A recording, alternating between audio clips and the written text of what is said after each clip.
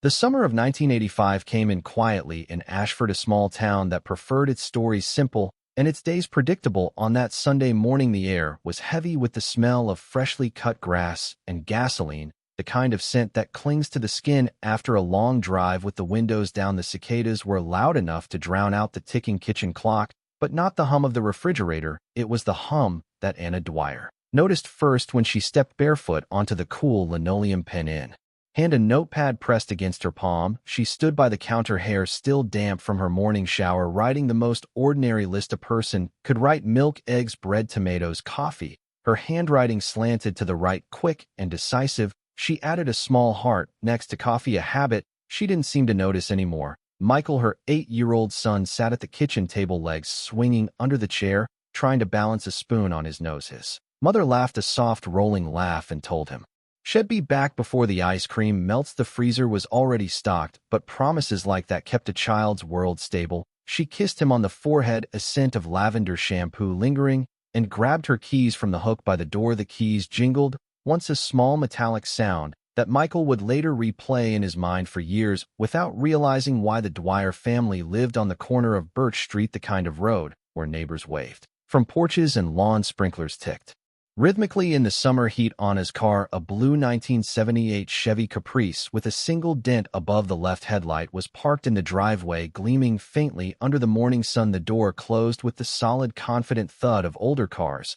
and the engine rumbled awake. Michael stood at the screen door, watching her back out, the red taillights blinking once before she rolled onto the quiet street. She turned right toward the center of town, toward Dwyer's grocery, a 10-minute trip at most. What happened next, no one in Ashford could ever agree on. Some said they saw her at the store holding a paper bag with onions poking out the top. Others swore she never made it there. The store manager remembered seeing her car in the parking lot, but no purchase records were ever found. What was certain is that the afternoon passed too quickly. By noon, the sun was high, and the heat clung stubbornly to the air. By 1, Michael had finished his lunch and set his transformers neatly in a line on the living room rug. By 2, he began to wonder why the ice cream promise hadn't been kept. He padded back to the screen door, half expecting to see her car turning into the driveway. The road was empty, shimmering faintly in the heat. By 3, the air inside the house felt different, still, dense, the kind of stillness that makes a child notice the shape of shadows on the wall.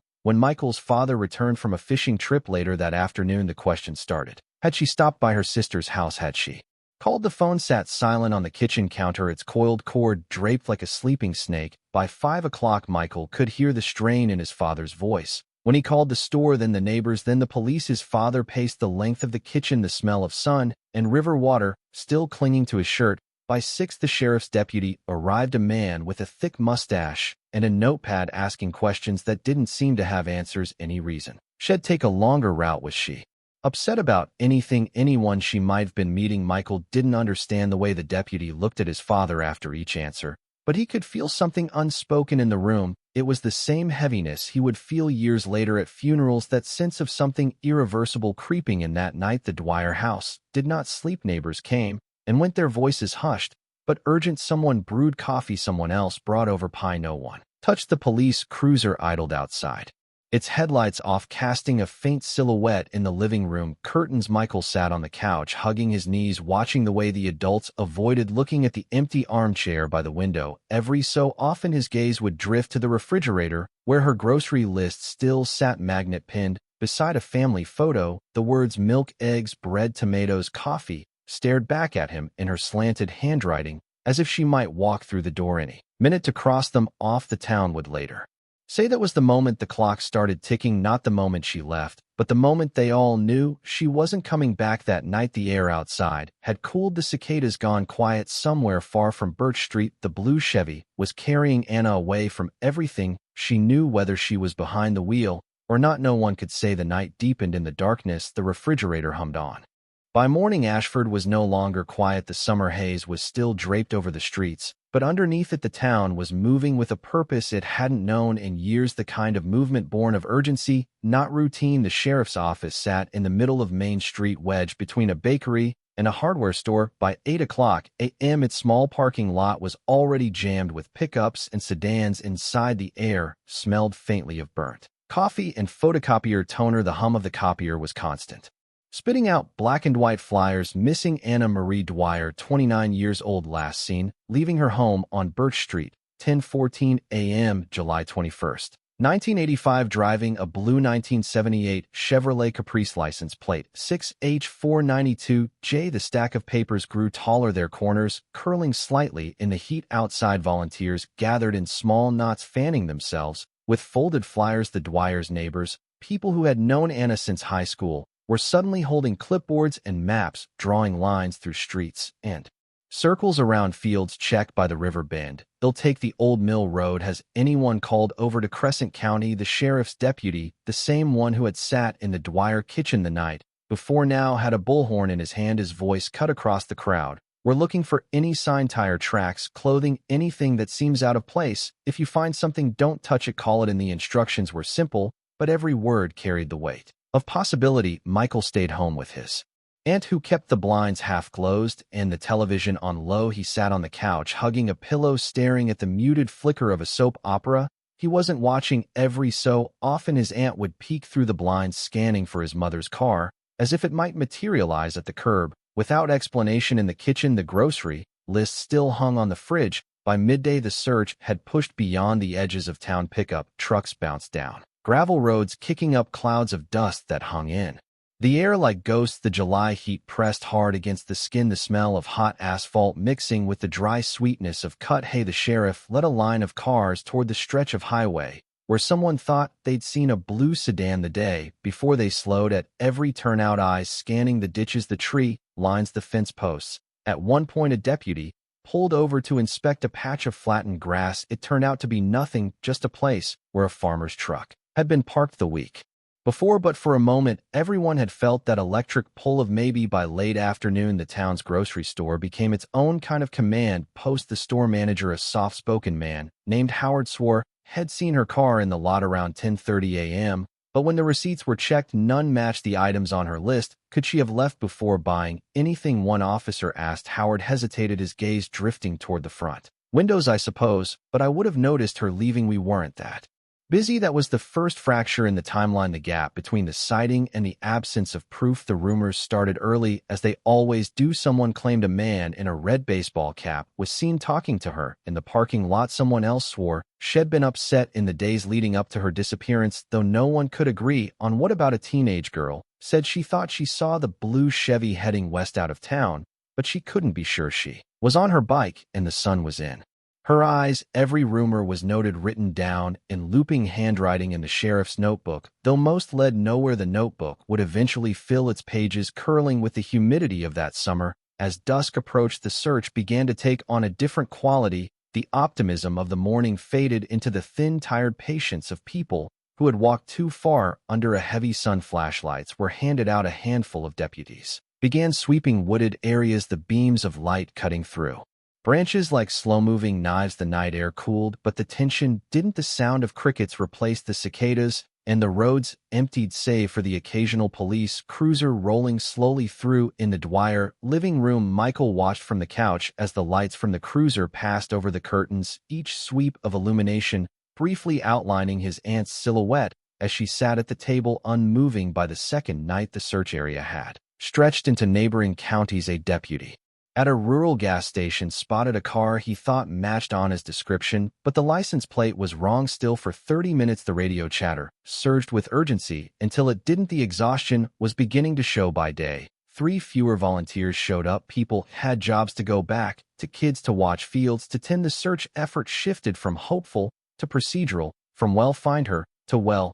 keep looking. One image from that week remained burned into Michael's memory, a folding table set up in front of the sheriff's office, covered with styrofoam cups, paper maps, and a grocery list from the Dwyer fridge. Someone had copied it onto a sheet of yellow legal paper and placed it under a paperweight. The words were the same, but they looked different there, as if they'd crossed some invisible border from private to public, from ordinary to evidence. And though the town would remember those first frantic days for decades, the truth is this: by the end of the week, the sound of her name on the police radio had already grown less frequent. Other calls came and other needs took priority, but for the Dwyers, the search never really ended. It just shifted from roads and rivers to silence and unanswered questions.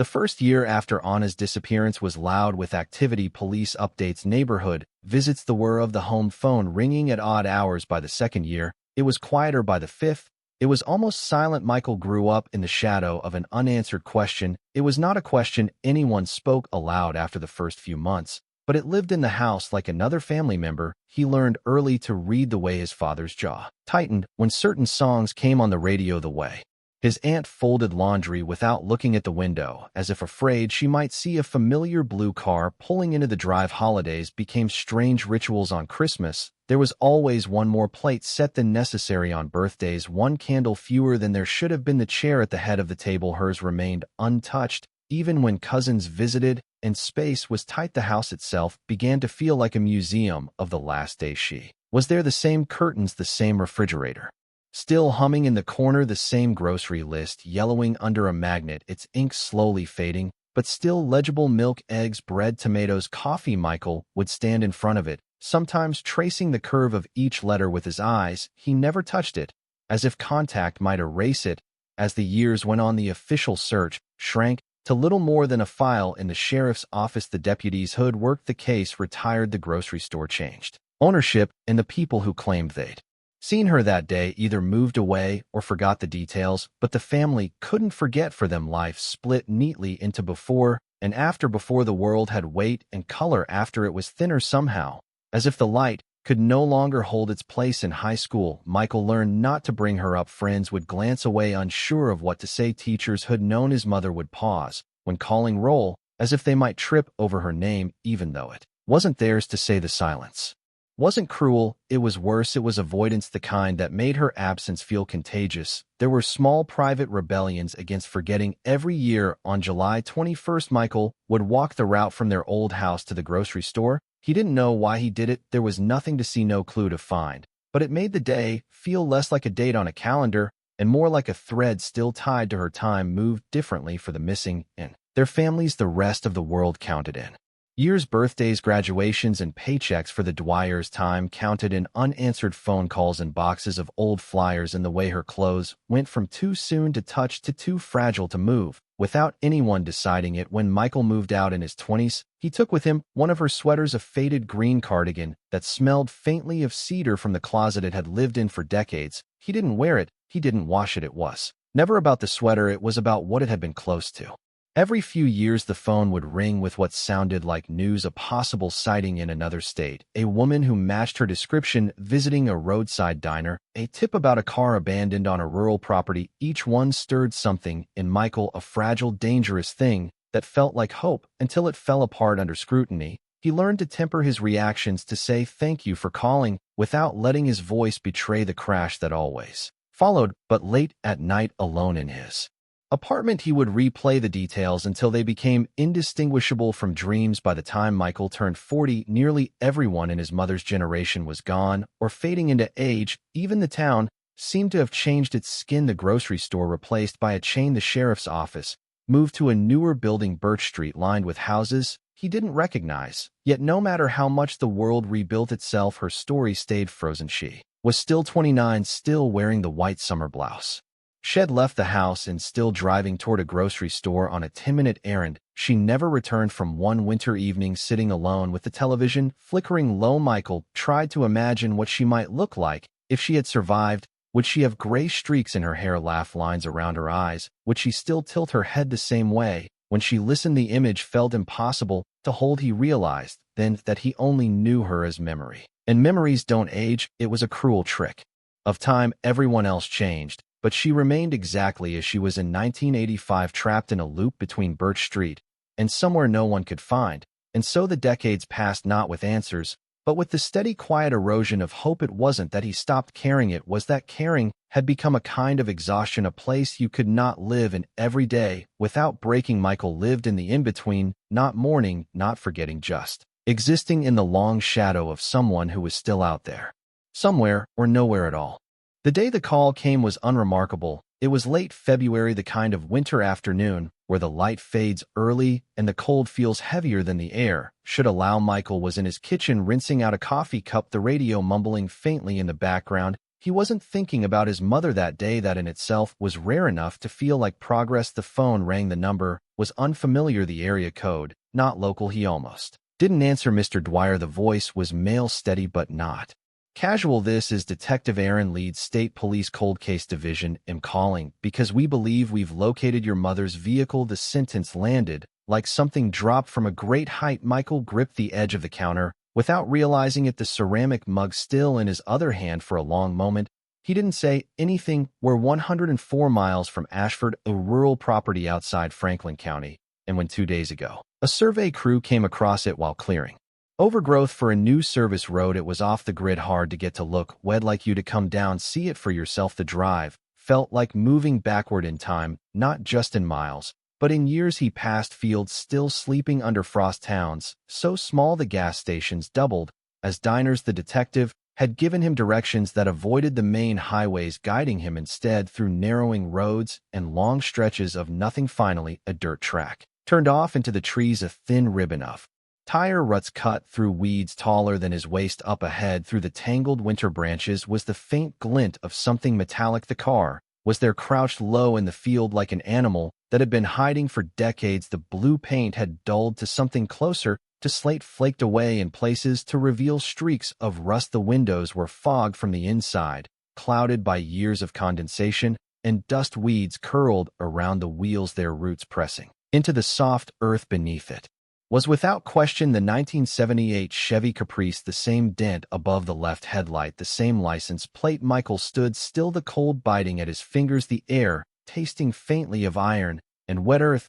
It wasn't seeing the car that undid him, it was hearing the door creak open when the detective pulled the handle. That sound, aged and strained, carried the memory of 1985 like a scent you haven't smelled in decades, but recognized instantly. Inside, the air was stale, thick with the smell of mildew and metal. A yellowed map was folded neatly on the passenger seat. The glove box held a few coins, a dried-out pen, and a brittle pack of gum that had collapsed in on itself. In the back seat, the faint outline of a grocery bag could still be seen in the dust, as if someone had placed it there and then never returned. There was no sign of struggle, no blood, no bones. It was the emptiness that was terrifying. Could it have been here all these years? Michael asked, his voice quieter than he meant it to be. Leeds shook his head. Not likely. The area's been surveyed before. We think it was stored somewhere else and only brought here recently, maybe within the last year. Hard to say without the forensics. But he trailed off, looking toward the tree line. It's almost like someone wanted it found now. The words hung between them, absurd and chilling all at once. Michael walked slowly around the car, his boots crunching over frost-hardened ground. On the hood, he could see faint scratches, not from branches, but something more deliberate. They were shallow, almost random, but they caught the light in a way that made him think of fingernails. For a moment, he imagined her not as she would look now, but as she had looked then, sitting behind the wheel, pausing before turning the key. And then the image was gone, swallowed by the rust and weeds. They towed the car away that afternoon. The sound of the winch pulling it onto the flatbed was slow and grating, each metallic groan seeming to pull something out of the ground with it. Michael watched until it disappeared down the dirt track, the taillights fading into the pale winter fog. When it was gone, the field looked emptier than before, as if the car had been the only thing holding a shape in that space. The weeds swayed in the cold wind. Somewhere in the distance, a crow called once and then went silent. On the drive home, Michael didn't turn on the radio. The only sound was the tires against the road and the occasional rattle of loose change in the cup holder in the passenger seat beside him. His phone sat dark and silent. The detective's words replayed in his head. It's almost like someone wanted it found now. The maps came first. The day after the discovery, Detective Leeds spread them across a long table in the Franklin County Sheriff's Office. Old road atlases, survey maps, and aerial images printed from satellite archives. 2 red pins marked the only fixed points in the story. Point A, Birch Street, Ashford, the spot where Anna was last seen. Point B, the overgrown field outside Franklin County, where the Chevy Caprice had been found in 2020. For the distance between them was 104 miles, not a straight line, not even close. Michael leaned over the table, following the twisting backroads with his eyes. There's no reason she would have come out this way, he said quietly. Leeds nodded. Not on paper. No family here, no work connections, no service stations between those points that match her known route in 85. This was all farmland and forestry. Still, mostly. He tapped a stretch of the map between the 2 pins. And this section here, 40 miles of it didn't even have paved roads back then. If she drove herself, she would have had to choose that deliberately. Michael's mind began to inventory the timeline again, like shuffling through worn index cards. She leaves at 10:14 a.m., headed to Dwyer's grocery, cited maybe at the parking lot, no confirmed purchases, disappears. Even if she had driven straight toward Franklin County, the Chevy should have clocked more mileage than it did. That odometer the number Leeds had mentioned on the phone showed only 50 miles. Beyond what it read in 1985-50, that was barely half the distance to get here. Leeds pointed to a faded highway marker on one of the older maps. This road didn't exist until the late 90s. Before that, if you wanted to get to Franklin from Ashford, you'd have to take the river loop here, which adds another 30 miles. That's why this doesn't make sense. Someone either moved the car partway and stored it, or he trailed off, letting the silence fill the rest, or she never drove here at all. Michael finished too. Most maps were just paper and ink, but here they became a kind of forensic artifact. Leeds slid an aerial photograph from 1994 across the table. The field where the car had been found was empty, then no tire marks, no disturbed soil. In a 2006 image, faint ruts appeared leading toward the same patch of land. By 2011, they were gone again, erased by growth. Who owns it? Michael asked. Leeds flipped a manila folder open. Technically, it's been in the county's possession since 1989. Before that, it was private, an old farming family who moved out after a fire. No one's touched it in decades, so someone dumped the car on county land, Michael said, where anyone could find it. Not just anyone, Leeds corrected, someone who knew how to get in without being seen. The investigator in Leeds seemed energized by the puzzle. The sun in Michael felt something different, a cold unease, as if the geography itself had been designed to resist answers. It wasn't just the distance between Birch Street and Franklin County. It was the way that distance had been layered with decades of nothing, like someone had stretched the map into a kind of blindfold. Over the next week, they retraced every possible route. Leeds drove them both from Ashford to Franklin County in the Caprice's exact model year, borrowed from an impound lot for accuracy. The trip took just under 3 hours, even pushing the limits on the straights. The old car rattled over the gravel, its suspension groaning like it resented the detour. Michael watched the road slide by through the windshield, trying to imagine her at the wheel. The trees leaned in on either side, branches arching overhead like a tunnel. Out here, it was easy to disappear. No houses, no signage, just the sound of tires on stone and the occasional gust of wind through bare limbs. Back in the sheriff's office, they studied a third point on the map, a diner marked with a faded star. It sat roughly halfway between Ashford and Franklin County. In the late 80s, a waitress there claimed to have seen a woman matching Anna's description alone, drinking coffee from a chipped white mug. She said the woman asked about the road to Interstate 17. Leeds explained, but according to the map, Interstate 17 was in the opposite direction from where she was heading, unless she wasn't heading anywhere. Michael said the map began to feel less like a record of roads and more like a record of intention. Whoever had moved the car, whether in 1985 or 2023, had chosen a place that was hard to find, harder to explain, and impossible to stumble across by accident.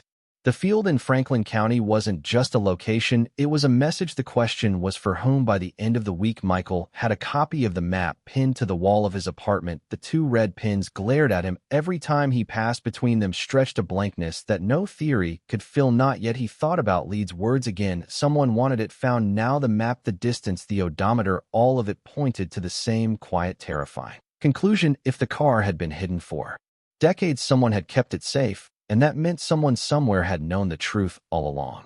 Franklin County wasn't the kind of place where people forgot faces. In a town of just over 2,000, everyone knew the rhythm of everyone else's life. Who stopped at the diner on Tuesdays, whose porch light stayed on too late, who bought gas at the station but never came inside to pay. When Detective Leeds began knocking on doors, he wasn't just asking about a car in a field, he was interrupting decades-old stories people had already told themselves about the past. The first visit was to a weathered farmhouse a mile from the overgrown lot. The woman who answered the door, Ellen Marsh, was in her 70s, her hands still powdered with flour from rolling out biscuit dough. She listened patiently to Leeds' questions, then nodded. Once I saw her, Ellen said. Michael leaned forward in his chair. When Ellen's gaze drifted to the window, had to be summer of 87, 2 years after they said she vanished. She came up the lane, asking if I knew a way to the highway, said shed. Taken a wrong turn. Did she give a name? Leeds Asked no, but she had that look like she was thinking about something else while you were talking to her. Ellen's eyes softened, pretty dark hair, white blouse. I remember. She kept one hand on the car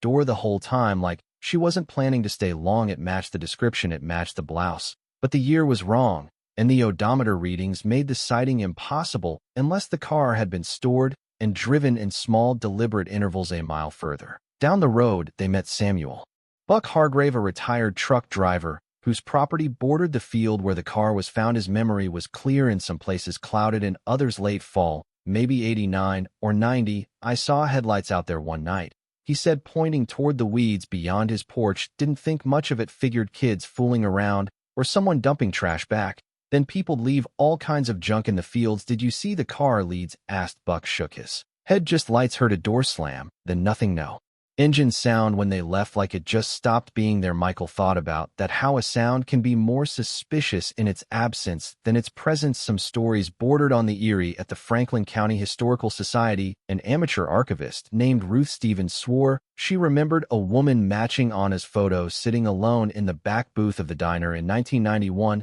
She ordered pie, Ruth said. Apple ate half, left the rest paid in cash. I remember because she kept looking over her shoulder like she was waiting for someone. Ruth had even kept the diner's guest ledger from that year, a spiral-bound notebook where regulars signed in during a community fundraiser. The woman in the booth hadn't signed her name, but 2 pages later, in handwriting that curved just like Anna's on the grocery list, was a note: tell him he'll come when it's safe. No one knew who him was, or if it was even meant for anyone in the diner. The more people they spoke to, the stranger the pattern became. Each story was clear in its feeling, but hazy in its details. The years didn't match, the settings shifted. In some accounts, she was alone. In others, a man sat across from her, his face never described the same way. Twice Leeds kept careful notes, but Michael noticed his writing slowed as the stories piled up. This is the problem with memory, the detective said one evening, flipping through his pages. The longer you carry it, the more it bends to the shape of the person holding it. But one visit stood out. They stopped at a shuttered gas station, its windows boarded, the smell of old oil still clinging to the ground. The man who lived in the small apartment above the office, Charlie Riggs, was thin, with a smoker's cough and a way of speaking that made every sentence sound like a confession. You're talking about the woman with the blue Chevy, he said before they'd even shown him a photo. Yes, Leeds said slowly. I saw her twice. First time late 80s, she bought gas, paid cash. Didn't say much. Second time was different, she wasn't driving. Michael's chest tightened. Who was Charlie's? Eyes shifted toward the boarded windows. Tall guy, leather jacket, didn't get out of the car. She came in to buy cigarettes, looked tired, not sick, just worn out, like she'd been somewhere she didn't want to be for a long time. Leeds scribbled quickly, but Charlie wasn't done. When they left, she didn't look at me, but when the car turned, she reached up and touched the window, just her fingertips, like she was leaving a mark. Only she knew was there. It was the kind of detail you couldn't verify, the kind you either believed or didn't. But Michael believed it, or maybe needed to, because it suggested something neither the maps nor the odometer could: that she had been alive, moving somewhere for years after she disappeared. By the end of the week, Leeds' wall of notes and Polaroids was full of faces and places. A crooked line of pushpins traced the county roads, diner, booths, and gas stations that had become pieces of the story, but every lead came with its own shadow. For every sighting there was a gap, for every memory a contradiction. And in the middle of it all, like the silent center of a spinning wheel, was Anna's car, sitting for decades somewhere no one could find it.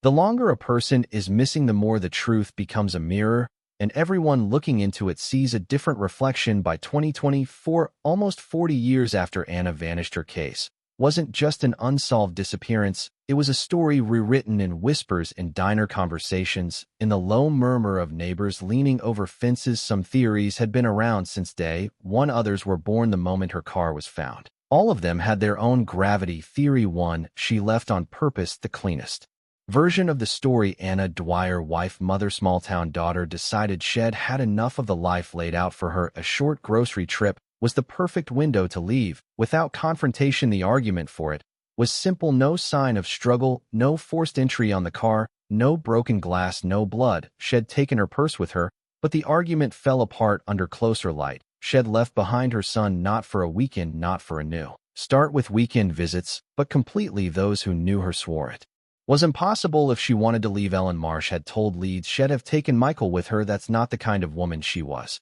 And then there was the odometer. If she'd gone to build a new life somewhere else, why did the car's mileage suggest it had barely moved? Why hide it for decades instead of simply selling it or abandoning it? Theory 2. The wrong turn gone wrong. It was possible, in the cartographic chaos of 1985 rural roads, to take a turn you didn't mean to and find yourself hopelessly off course. Franklin County was crisscrossed with unmarked gravel tracks, some dead-ending into woods, others looping back toward the main highway. Hours later, maybe she'd gotten lost, maybe she'd stopped for directions and met the wrong person. The Franklin County diner sighting lent weight to this, a woman matching her description, asking about the highway, glancing over her shoulder. But the wrong turn theory had its own cracks. A wrong turn explained getting there, but not the 39 years between there and the moment her car reappeared, and it didn't explain why the vehicle had been stored somewhere and then deliberately placed in a visible, if remote, location. In 2024, theory 3. The local secret. This one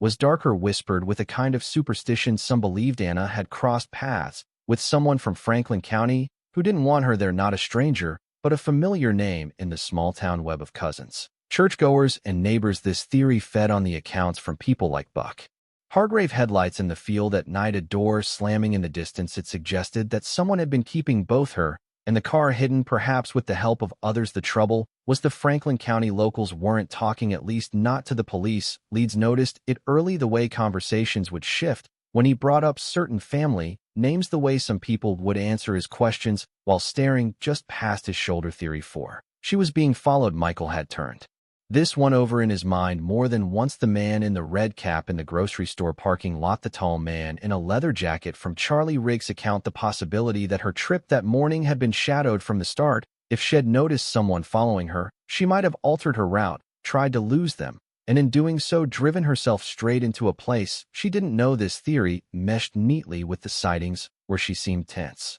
distracted, constantly looking behind her. But like the others, it hit the wall of the odometer reading. If someone had been chasing her in 1985, the car should have shown the miles of a chase, not the near static number it did. Theory 5. She never left Ashford alive. The coldest of the theories, and the one Michael had always avoided thinking about in this version. She never made it beyond the edges of town. The car was moved later, years later, maybe by someone who'd had it all along. This explained the odometer. It explained why no one credible saw her past the first few miles, and it explained the strange timing of the car's discovery, as if the person had kept it hidden, no longer needed to or no longer cared. But this theory also suggested something Michael hated to imagine, that the people had grown up around, people who'd searched beside him as a boy, might have known the truth all along. Leeds didn't choose a theory outright. He treated them like pieces on a chessboard, moving them in and out of position depending on the new evidence. Sometimes, he told Michael late one evening, you don't pick the theory picks you. You just have to be willing to see it when it does.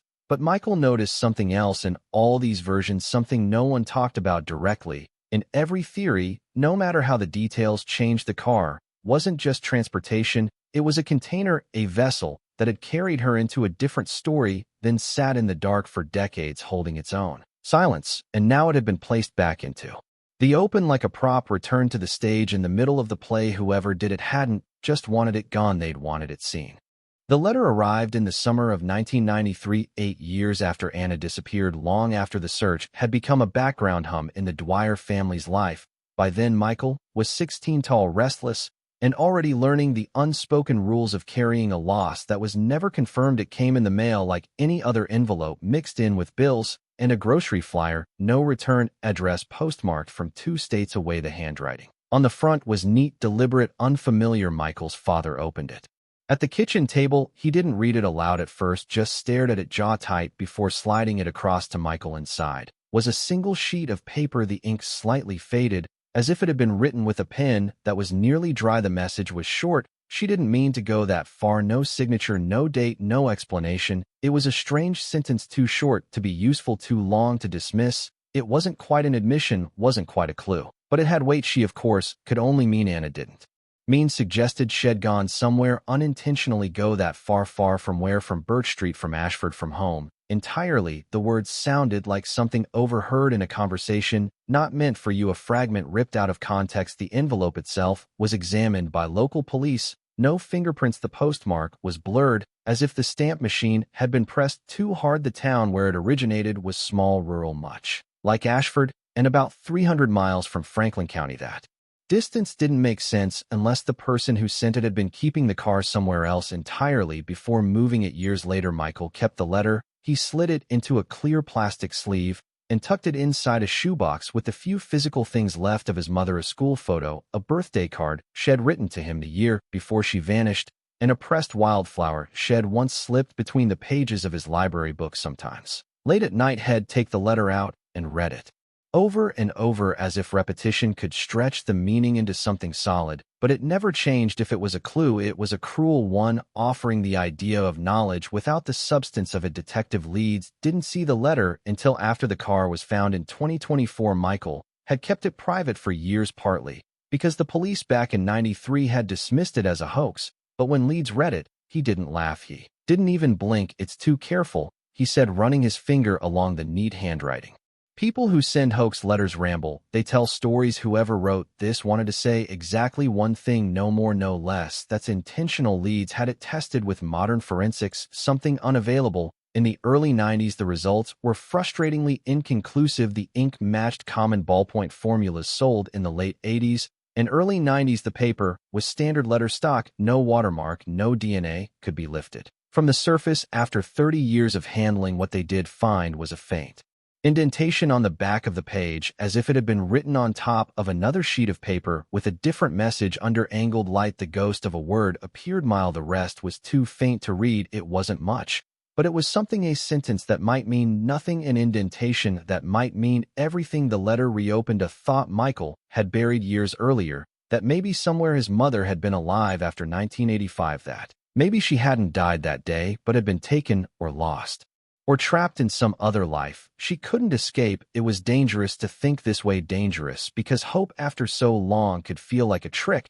But the letter sat there on the table in front of him, stubborn in its existence. Someone had sent it, someone had paid for a stamp, someone had written those words knowing they would land in his family's kitchen. In the documentary timeline, this section closes with a slow, silent montage. The letter in Michael's hands, the faint imprint of Mile, the blurred postmark. The audience doesn't yet know how these fragments will connect, but they feel it, because even before the forensics of Section 9, the letter tells us one thing: this was never random.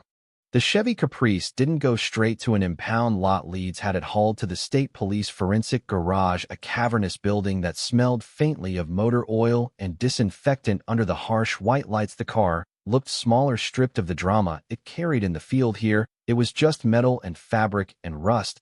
But as the technicians moved in, the ordinariness began to dissolve. The first surprise came from the odometer. Exactly as Leeds had suspected, the reading was only 50 miles higher than the number recorded in the original 1985 case file. Not 50,000, just 50. That was barely enough to account for a trip across town, let alone the 104 miles between Ashford and Franklin County. If the car had been found where it was in 1985, the math would make no sense. If it had been driven there in recent months, it made even less, unless it had been transported by something other than its own wheels. The tires confirmed this. They weren't original to 1985, but they weren't new either. Manufactured in 1999, they showed almost no wear, just the shallow, dusty scuffing you'd expect from a few short drives in and out of storage. The treads were pristine, as if they'd never touched gravel roads until recently. Someone kept this thing in a garage, the lead technician said, crouched by the rear axle. Years, maybe decades. You don't get tires like this sitting outside. Inside the trunk,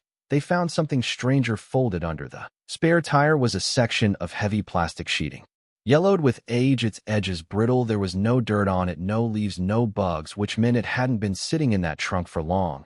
And then there were the fibers pulled from the carpet under the driver's seat. The lab identified them as, we'll find, high quality, dyed a deep emerald green, not from the upholstery, not from anything else in the car. And Michael didn't recognize them. Leeds didn't either, but they matched the kind of material used in women's coats in the mid to late 1980s. If they belonged to Anna, then someone had been in that car or moved that coat far later than 1985. The rail brake came from the undercarriage. Years of dust and grime coated the frame, but embedded in the caked mud was a soil type that didn't match Franklin County. It didn't match Ashford either. It matched an area 70 miles east of county with no known connection to Anna's life. one that had never come up in any witness account. A place that in the mid-1990s was home to a series of now-abandoned storage warehouses. The implication was unsettling. The car had lived somewhere else for decades before making its final quiet journey to the field. Then came the most chilling detail. On the inside of the passenger side door, hidden beneath the weather stripping, was a faint set of letters scratched into the metal. Small, shallow, done by something sharp, but not heavy enough to dent it. Read LKM. 3 letters, no date, no explanation. Michael stared at them under the flashlight beam. They weren't his mother's initials. They weren't his father's either. Leads took photos, measurements, even 3D scans. Could be a message, could be random, but somebody went to the trouble to hide it where you wouldn't see it unless you were looking. The final report was blunt in its conclusion. The car was stored indoors for an extended period, likely decades. It had minimal additional mileage from 1985 until its recent movement.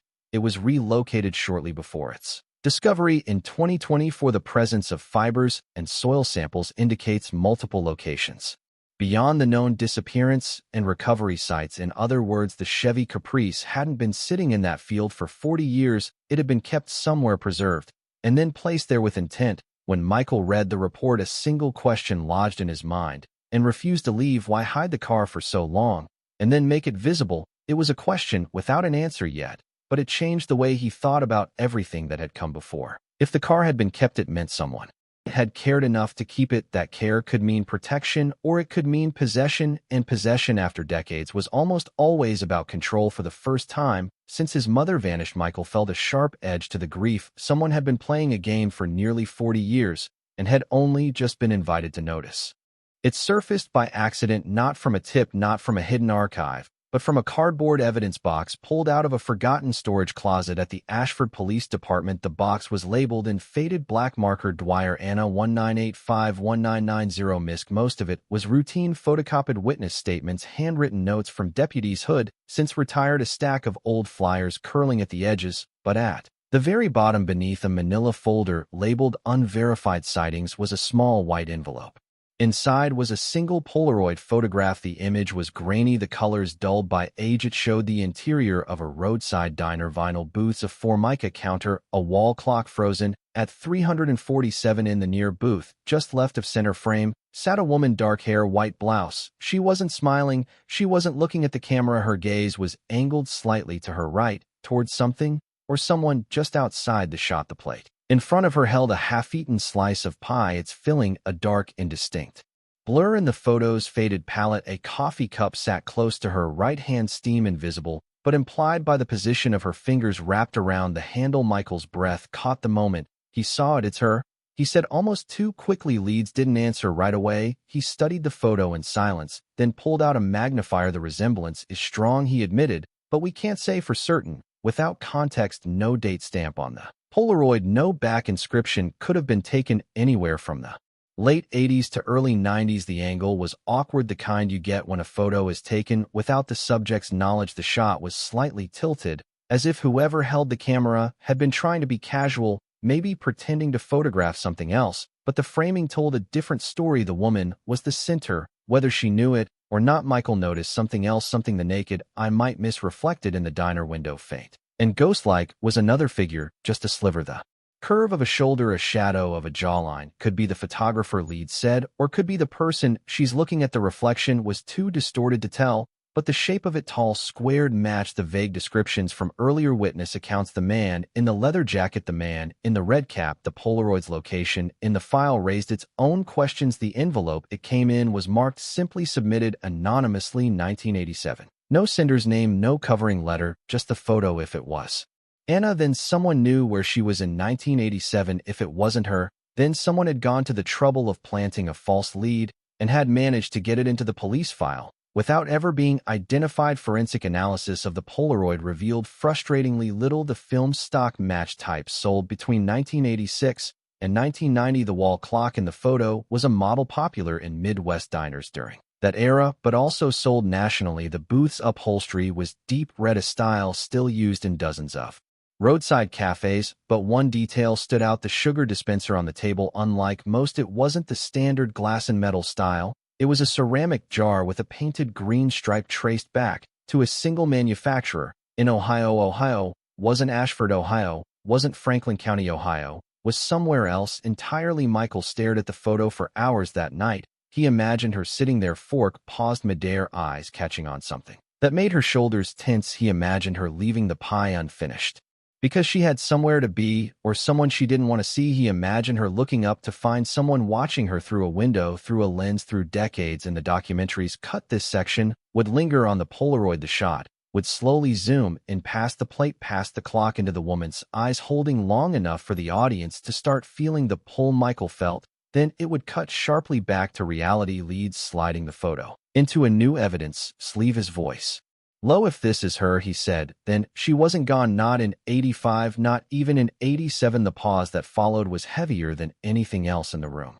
The field was different in spring. When Michael returned, the frost was gone, replaced by the early stirrings of green, pushing up through the soil. The weeds that had been brittle and brown in February were now soft, almost beautiful, swaying in the wind like they belonged there. But he didn't come for the scenery. He came because this was where the car had been, the car that should have been in their driveway in 1985, the car that should have been his mother's. Way home now, it was gone again, this time into an evidence bay, leaving only the shallow imprint of its tires in the earth. Michael parked on the dirt track where he and Leeds had first arrived months earlier. The air smelled of damp grass and distant rain. He stepped out slowly, his boots sinking slightly into the soft ground, and began walking toward the space where the Chevy had rested. There was nothing remarkable about it, no marker, no tape, no obvious sign that this patch of earth had been the center of someone's world for a brief, blinding moment. The only clue was a faint rectangular depression in the weeds, like a shadow that hadn't caught up to the light. He stood there for a long time, listening. Fields have a sound of their own, a kind of low, constant hum, part wind, part insects, part the echo of open space.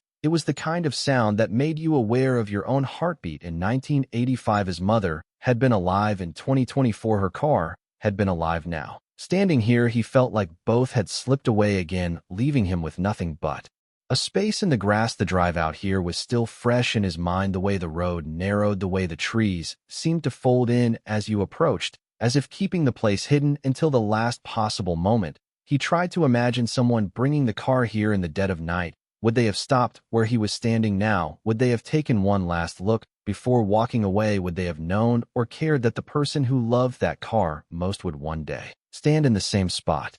Michael crouched and ran his fingers over the dirt. It was cool, damp, gritty. Somewhere in this soil were tiny traces of rubber, of metal, of dust from places he had never been. He closed his eyes and pictured the Chevy sitting here under moonlight, the dented headlight catching just enough of the glow to look like an unblinking eye. He pictured the driver's seat empty, the glove box closed, the keys missing. Leeds hadn't joined him this time. This visit wasn't about investigation, it was about something harder to name. It was about standing in the place where the story had come back to life, knowing it had been staged for him to find, knowing that somewhere someone had watched this all unfold, either in person or in their mind, confident they could control the timeline. Even now, Michael looked toward the far edge of the field where a tree line marked the boundary to another property. He thought of the headlights Buck Hargrave claimed to have seen decades ago, and how quickly they had disappeared. He thought of the Polaroid, the diner, the letter. Each one was a breadcrumb, but they didn't form a trail. They formed a circle. The wind shifted, carrying the faint scent of rain. He tilted his head back, eyes scanning the sky. Clouds were moving and heavy, layered low, the same kind of sky that hung over Ashford the day she left. For a moment, he imagined her walking toward him through the grass, grocery bag in hand, brushing hair from her face, asking what he was doing out here. Then the wind blew harder, and the vision was gone. He left after sunset, the field disappearing in his rearview mirror. The dirt track felt longer on the way out, as if the road itself wanted to keep him there. When he reached the main road, he didn't look back.